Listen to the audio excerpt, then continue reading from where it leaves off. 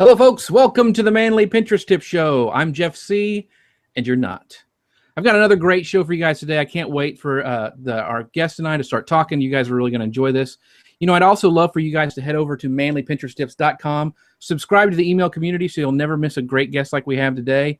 And you can also now text Manly Pinterest Tips to 33444 on your mobile device to sign up. That's Manly Pinterest Tips to 33444.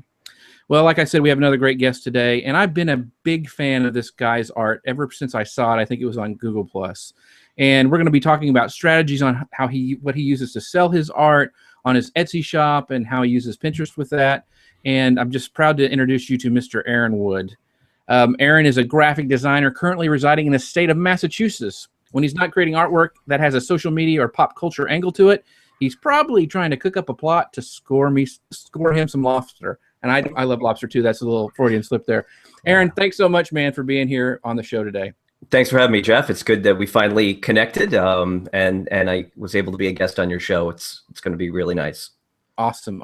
Now, you know, as I'm talking with Aaron, if anybody on the live broadcast is watching and has any question for us, make sure to ask those questions in the comment stream, and Aaron and I will try to get to those questions as we go through the show today. Now, I was pretty general on the bio that I just kind of read for you. I know you're not just a graphic designer and selling art. You do a bunch of different graphic design related services as well, right? Mm-hmm. I do book cover design, logo design, business cards, brochures, just about anything. Jack of all trades. Gotcha. Now you've done stuff too for we mentioned this in the green room for some other people that other people might know, like Mia Voss's show and some kind of her branding. So you kind of run the whole gamut of everything, right? I do. Yeah, I really try to work with a client to come up with just about every solution that they can throw at me. You know, give them solutions to everything. Gotcha. Now, one of the interesting things about your background, and I think this is one of the coolest jobs in the world, and I don't know why you would ever want to do anything else, but you were a model builder for Lego. Is that right? I was. My first job out of college was working for Lego in Enfield, Connecticut, in their model shop, building models that go into toy fairs and commercials and stuff like that. I mean, why would you ever leave that? That would be just the dream job. I mean, it would be. They downsized 90% of the department. I was a full-time temp, and we knew we were only supposed to be there for 6 months. It turned into a 1.5-year gig, which was amazing. And then one day they said, "Hey, we're going to let you guys go." There were like, I don't know, 15 of us or so. And we're like, great. So then we went next door, and they had a whole pile of layoff packets about this high. And we're like, they've already given us ours. They laid off additional like 60 people. All the full-timers except for 10 total people survived with their jobs. They really downsized. But my experience there was amazing. I got to work on some amazing projects. That is so cool. That is so cool. So how did you transition then to graphic design and then, you know, onto social media? Have you been artistic all your life, or is this something that you just kind of gravitated towards when you said, I need to get a real job and support myself, or how did that happen? I've always been doing art all my life. I got it from my mom, who was an artist. She was an oil painter, sketcher, that kind of stuff. And she didn't have all the digital tools that I have now. Back when she was going to school, but unfortunately she had me, and so she couldn't go to college. So I carried on the dream for her and went off to art school in Boston and got my degree there, got the job with Lego. And then when that stopped, I said, well, what can I do in the area quick to find a job? And I found a job at a print shop doing typography and layout. And I got to know the ins and outs of the printing industry. What it takes to make your digital design get printed on an actual piece of paper, which was amazing experience. I learned so much from that. Yeah, and that's one thing I think that a lot of people don't know. There is a big difference. I've been having lately some people call me, and we talked about this in the green room, a graphic designer. I can move stuff around in Canva and Photoshop. I'm enough just to be dangerous. But I don't consider myself a graphic designer at all. And, you know, logos are hard. And I mean, there's a lot of other things that graphic designers have to think about. What are some things that, you know, like when you get a client, I know you just don't go, okay, I'm going to slap down a logo. You kind of think, you know, what is your thought process when you get a new client? Like when they say, I want a logo.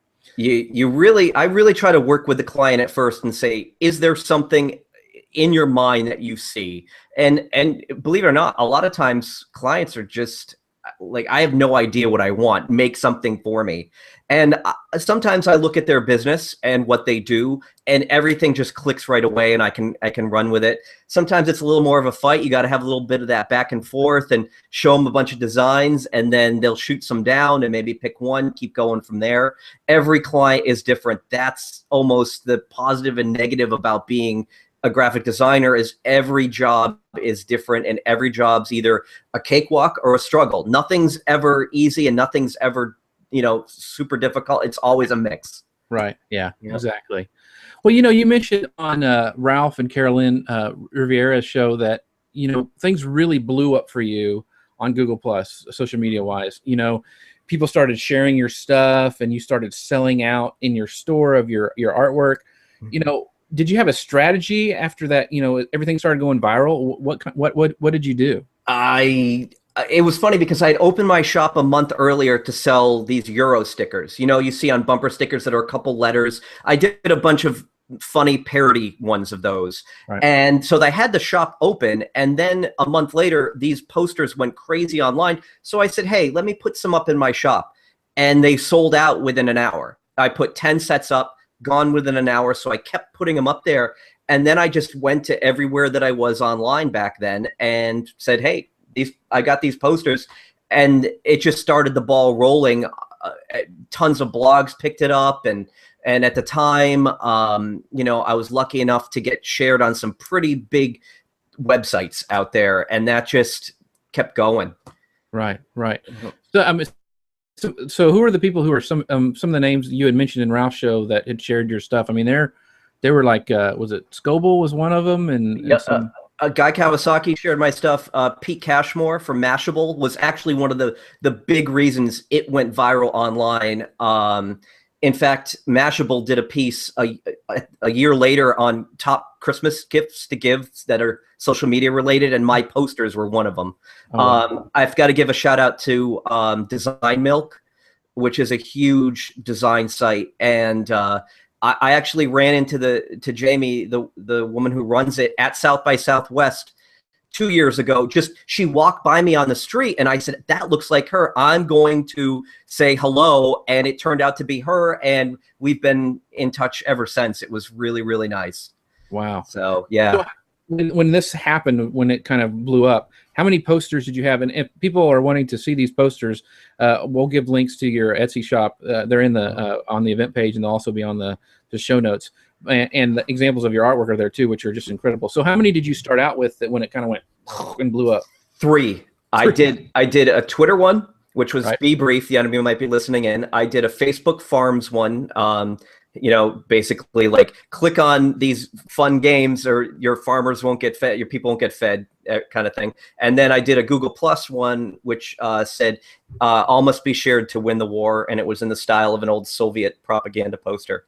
So those 3 just blew up. And then within the course of, I would say, 2 weeks, I churned out about 15 other posters. And it kept going. The machine just kept feeding itself. That's awesome. Your artwork, and I probably have the term wrong, but to me, it's like retro and propaganda. I mean, I love, that's my jam. I love that stuff. So did you design that stuff? Have you always done it that way? Is that something you've always kind of fiddled with, the kind of retro stuff, or did you say, I'm going to make this and have it? I mean, how did that come about? I said when I was going to design these to myself, I just joined Google Plus, and everybody hated Facebook, and they hated Twitter. They hated anything that wasn't Google related. And I realized that it was like this social media war. And one of the wars that had the best propaganda for it was World War II. There's some amazing artwork from that, horrific event, but some amazing artwork. So I styled those posters in that mode, and everybody just loved it. And it went, people went crazy for it. So since then I've kind of moved towards that. I love Art Deco from the 20s. So I've done a bunch of stuff in that style. I've steered away from Art Nouveau, which seems to be super trendy for now because everybody else is doing it. And at the time, I was one of the few that was doing more of a World War II style. Now everybody's doing that too. But I got in it. It was like right time, right place. My stuff was unique enough. So in your Star Trek posters and Star Wars things are awesome too. I mean, those are they're awesome. What would you classify your Star Wars posters? What kind of style would you say those are? They're propaganda also. You know, I have things like Let the Wookiee Win, you know, Save Your Limbs. It's a Trap. Right. Let's see, No Disintegrations. And then if negotiations are going poorly, try a thermal detonator. So, you know, all those things are kind of this propaganda type, you know, how to do things kind of type posters. Gotcha. Well, you know, I know a lot of like actors don't like to be you know, cast or as certain things. Do you ever feel like you're stuck in the propaganda poster world and you'll never break out? I do sometimes, but it's cool because some of my book covers I've been able to exercise a little bit more of my creativity on, but I still get people all the time that say to me, we love your Art Deco stuff. We love your propaganda stuff. Do something inspirational for our office. So yeah, I have been pigeonholed a little bit, but you know, I try to kind of reinvent myself every once in a while. I started to do travel posters recently for the solar system, and that kind of is a big thing too. So I do love the retro look though. The art back then was so amazing, and there's so much to draw on. And just I like marrying the old school retro feel with something that's modern and put the two together and see what you get. And it's been successful for me. Yeah, very cool. I mean, I was going through your store looking, and I was like, I don't know if there's one I don't like. I would buy all of them. I mean, they're all good. They're, you know, there's there are variations of the ones I want to have in my house. So let's go ahead and start talking about Etsy a little bit. You know, because a big part of your business is selling your product through your Etsy store. Can you explain for people who don't know what an Etsy store is, just kind of a general idea of what an Etsy store offers? Well, there's so much on Etsy. Etsy sells vintage and handmade goods, and they are one of the largest online stores that does this type of thing. And you can find just about anything on there. Arts and crafts, scrapbooking stuff, baby stuff, gaming stuff, everything, clothing, you name it, it's going to be on there. Some variation, artwork. Yeah, it's quite a treasure trove of amazement. Gotcha. So what's the difference between an Etsy store and say other platforms like you know, Shopify or some other e-commerce platform? Tons of platforms out there. Everyone offers something a little bit different. Some of the sites don't take fees. Some of them have just one monthly fee that you pay up front, and then you can do whatever you want. Some have the ability to print shipping labels. Some don't. Some are like, okay, bare bones, you get this, like the old West. You go out and you stake your claim, and then you build basically on top of that. With Etsy, they give you pretty much everything that you need, your analytics panel, your dashboard, shipping labels, but they do take fees out. And sometimes it's a little discouraging, but you're paying for, I feel like you're paying for more exposure. And I see battles with people online all the time saying, I left Etsy because it sucks, or people like, I did no business anywhere else, I came back to Etsy. So it's you really have to work though. You have to promote yourself no matter what platform you're on to get yourself seen. Gotcha. So they take a fee out for each product and when that sells? Is that how it works? Yeah, they take a little bit when it sells. They take a listing fee for when you list an item. And then of course it's tied to my PayPal. So there's a PayPal fee on some of it. And then I also do direct checkout so I can get paid directly to my credit card and my bank account. So that's good right there. I've got two options. Okay. That kind of. Do they take stuff out for shipping, or are you required to set that up yourself and figure it out? I do. I pay the shipping through Etsy, and then at the end of the month, they'll give me my bill for that. And of course, I build my shipping and handling into my prices so I don't lose my shirt. Gotcha. Shipping these things out. And that's the other question I wanted to ask you, because, I think a lot of people, when they thinking about starting a store, how do I price my items, and there's also that thing of how do I put a price on creativity? I've got some friends who are wood carvers, and some of those wood carvings takes them hours, but they can't sell it at an hourly rate. I mean, and so how do you figure out your pricing? It's tough, and I kick myself now because I was only charging $750 for a poster when I started. Now I'm up to I believe it's 15, because I started to I've done shows in the meantime, and I found out how much people will actually pay for my art. But with any design services, there's always going to be somebody who's going to be undercutting somebody else. You might sell your poster for $20 online. There's going to be someone that's going to sell there for 15 or 10. So it's tough because you really have to find that sweet spot. But I like to think if your art and your design is good enough, people will pay just about any amount for it. Which sounds a little egotistical, but it's true. If you're doing quality work, people will pay and pony up the money for it, and they don't care. They'll buy 5 or 6 posters from you, or they'll pay you X amount of dollars over somebody else to design a logo or something, if you're reliable and your work is really solid. So yeah, it is tough though. It is tough for people starting out. There are resources out there to, online and in real life, to ask people, how much do you charge for this? Or how much would you charge for this custom project?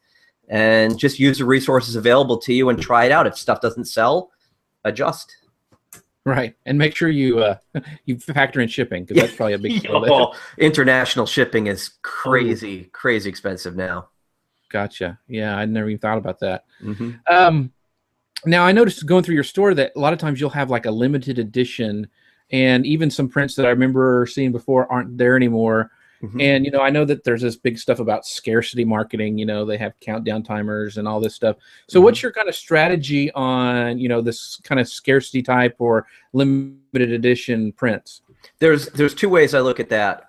If it's something like I've done a Google Plus anniversary poster each year since I started there, and I did a limited edition of that. That's kind of like, hey, grab it now before it's gone. This is a limited run, and that strategy has worked out for me. I did a limited edition poster that had the first 9 social media posters I did on it, and that was 18 by 24. It was larger than my usual 11 by 14 size. And I made that limited edition because of A, the cost, and 2, storage. If you look behind me, this is all my inventory of all my 11 by 14 posters, but that doesn't fit an 18 by 24 poster in it. So I did a limited edition. So once these things were gone, I didn't have to store this gigantic 18 by 24 poster under my couch anymore. And that event, I think it took me about 2 years to sell out of about 250 of those limited edition posters. But it is kind of like that, hey, buy now, this thing might be gone at some point. Now I've kind of steered away from that though. I realize that things are in demand all the time, and not to pigeonhole myself into this, hey, you can only get this for a certain time and it sells really well, and then you kick yourself and say to yourself, that sold so well, why am I not selling it still? Right, gotcha. Yeah. So do you, how many posters do you have like now in your kind of lineup? I think there's about 40 or 45 different posters. At one time I had about 60, and some I take down if they don't really sell well. Some I've had takedowns on from the respected companies, because I do parody stuff. I try to do some of my own work now these days to make up for that, to show that I'm not just, ripping everybody else off. But only a few of those. But for the most part, it's, everybody likes to trim their inventory, and businesses, if it doesn't sell well, nix it, move on to the next thing. And occasionally I will get somebody that say, hey, you did a Google Music poster. Before they rebranded as Google Play, moved everything in, Google's constantly changing everything. I'll still get people that'll say, do you have this poster still? And I'll be like, sure, let me list one for you, and then I'll sell it to them. But for the most part, it's a constantly changing inventory. Gotcha. Do you have any strategies on inventory? I mean, do you have a certain amount of, I want to have this much of these posters in stock? And I guess you've been doing it for such, I think, 3 years now, that you kind of have an idea in your mind of how much. But did you struggle with that when you first started? I did. Things were selling out so quickly. I would go and order. I used my local print shop that I used to work at, which was perfect. But I would order 20 sets and they would sell out within a week. And I'd have to be going back. I mean, this is when it first started. Everything was, I couldn't keep them in stock. Now I like to keep, I would say between 5 and 10 of each poster, and then at least 3 online, because I do live shows. So I keep a little bit more physical inventory so I can take those to the shows with me. Then when I come home, I'll still have those 3 in my Etsy shop that are available. And then I'll have the physical ones I can sell, right at the shows. And so it kind of works out that way. Gotcha. Now, that leads into a great question. Is that the main way you promote your store, is with live events, or how do you promote your store? I use a mix of going to conventions. I use a mix of actual taking out ads on Facebook, and everything from paying for an ad, or just promoting myself on I try not to overdo it. Some people are constant sell. I would say maybe 2, 3, 4 times a month, I'll put up something for my book cover services, or my logo services, or my Etsy shop, or I'm having a sale in my Etsy shop. And because I'll use the air quotes for this one, blessed with over 200,000 followers on Google+.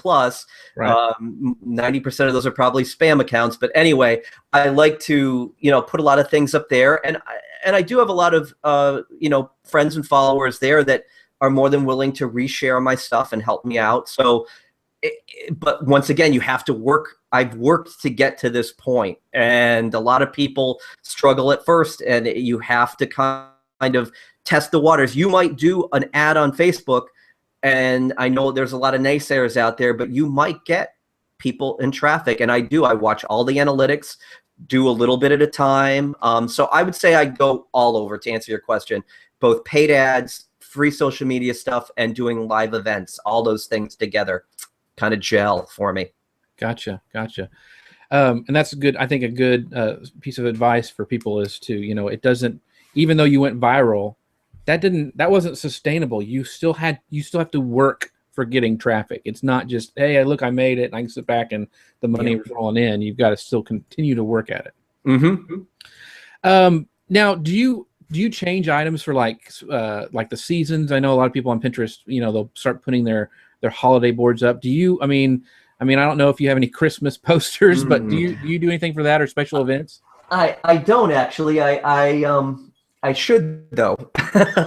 I worked in the gift wrap industry for 6 years, designing gift wrap, and you'd be surprised. People would say like, "Oh, it's Christmas time. You guys must be busy." But our busy time was during April and March, when we were selling to people for the Christmas season. Right. But I don't do any kind of holiday specific stuff, although I should, because I'm sure that would sell. Do you do it?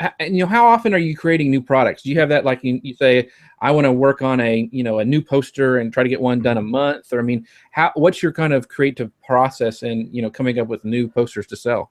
In the beginning, probably in the first 6 months that I started to do these, I came up with probably about 30 designs. And then there was a little bit of a lull, and I did a couple in between, because I'd really covered a lot of the social media bases at that point. And then I had somebody that mentioned doing video game propaganda to me. So I did a few rounds of those over the next few months, and those sold really well. And then I had about a lull where, I was focusing more on my own business, like the book cover design and stuff. And I hadn't done posters for a while, had a great idea to do these retro travel posters, and designed all 9 of them in one evening, and threw those up into my shop. So right now, I'd say every about 3 to 6 months, I'll come up with a new one. And I have people tell me all the time, you should do this poster. And I do have a list where I look at from time to time and say, okay, now I'm going to do this, because this has got a lot of people asking for it. So, gotcha. Yeah. So, you and I met in real life, not this year, but last year at South by Southwest with Ronnie and I, when we were going around doing interviews. Yeah. And you mentioned this in the green room, but those live events have really made an impact on your sales. Oh yeah, big time. I would say between my Etsy shop and real life, I've sold over 10,000 posters. Wow. And I love doing live shows. I've got Free Comic Book Day coming up May 2nd, and a friend of mine runs a gaming store and wants me to come out there and promote my artwork and sell my artwork.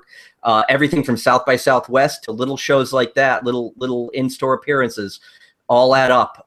Some of them you break even on. Some of the bigger ones you make a lot of money. I love doing Boston Comic Con. Is huge for me every year. You know, I can travel, don't have to fly somewhere, so the overhead is low. But I just love going out and meeting people and talking to people and having somebody come up and say like, "Oh, I've seen this online," or the best thing is I have these on my wall at home, or we bought these for my business.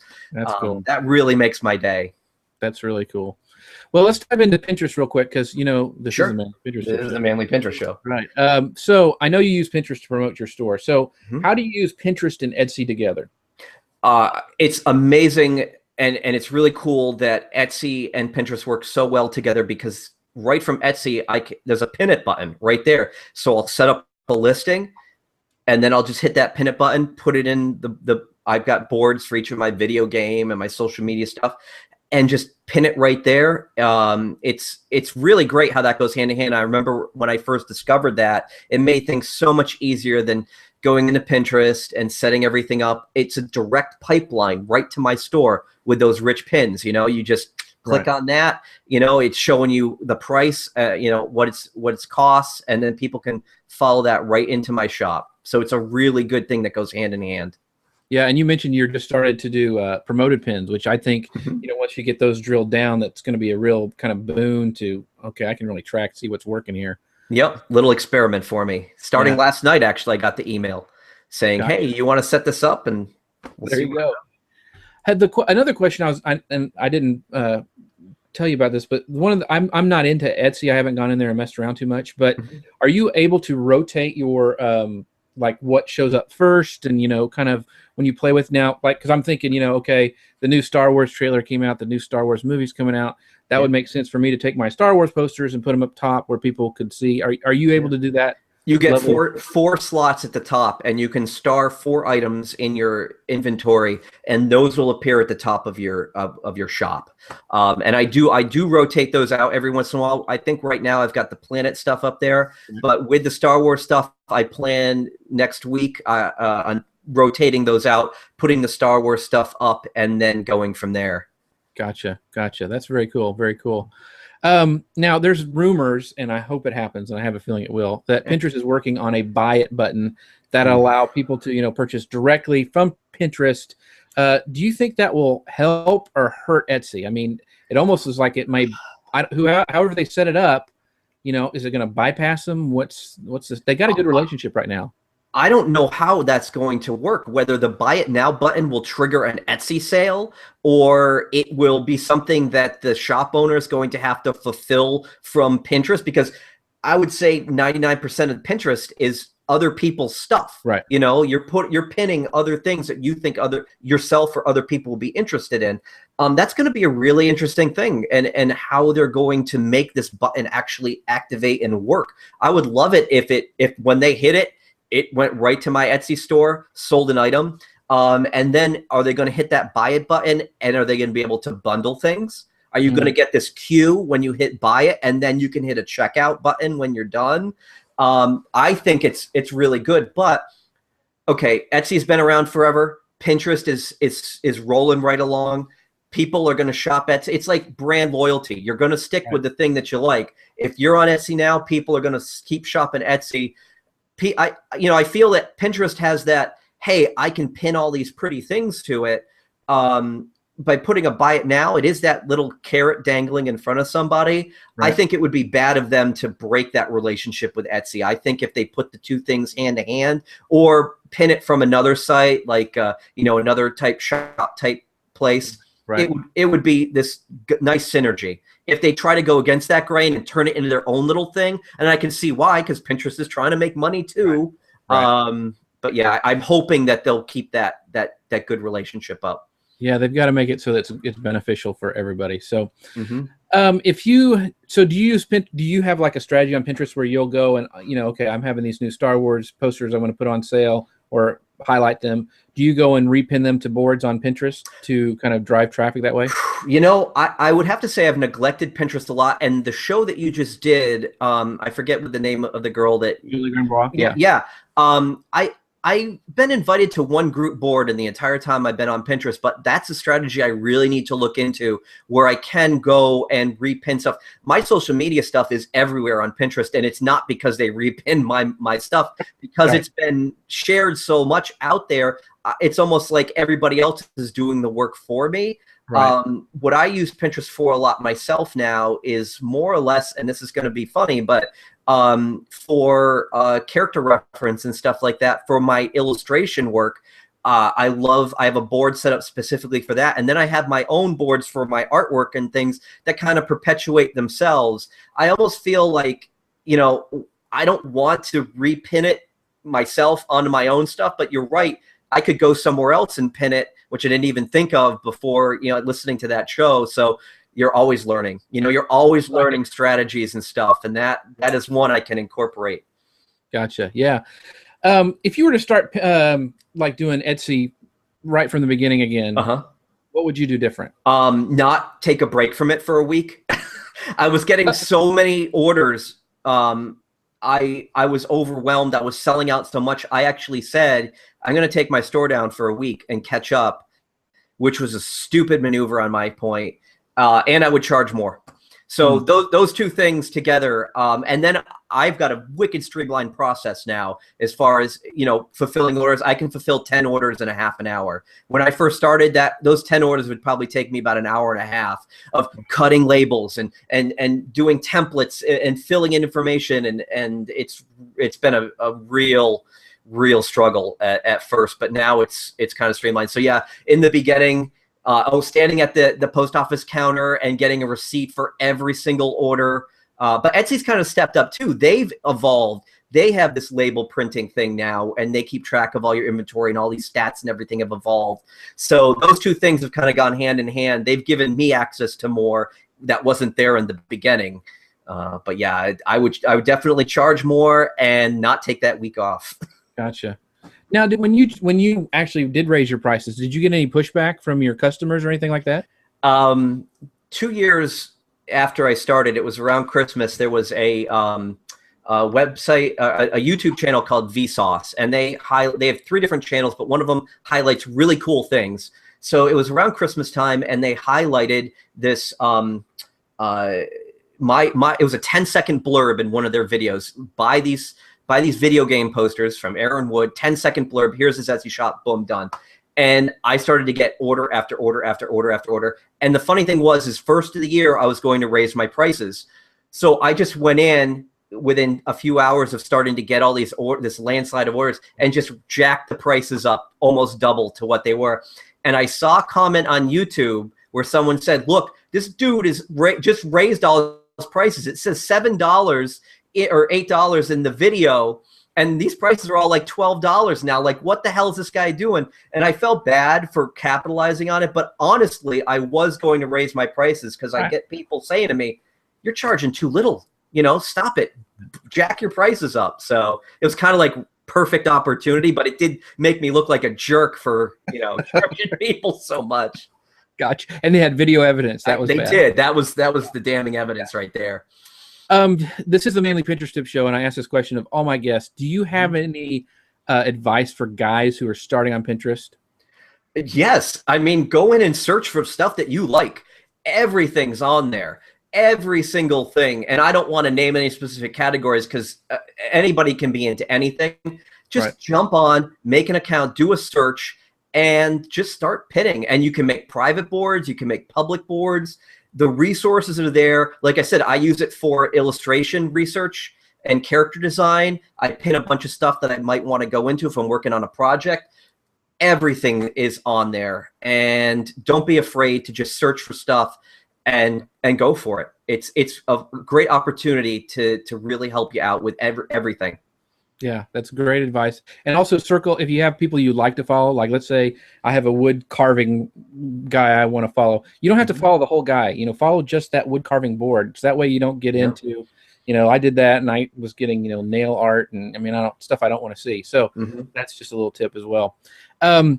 So Aaron, we're coming to the end of our show. So where can we find out about you and your services if we wanted to hire you to do a logo or a poster or any of that kind of stuff?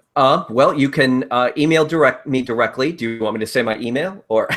Okay. It's Drew, D-R-E-W-A-N-D, Drew and Crew.